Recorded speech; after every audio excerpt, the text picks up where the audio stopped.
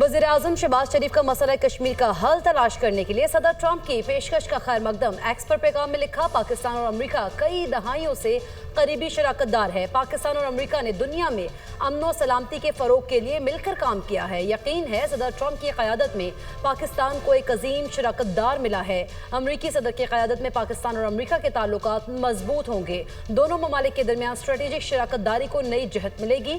तिजारत, सरमायाकारी समेत दीगर शोबों में ताल्लुकात मजीद मजबूत होंगे। वज़ीर-ए-आज़म शहबाज शरीफ की आलमी अमन के लिए अमरीकी सदर डोनाल्ड ट्रंप के किरदार की तारीफ।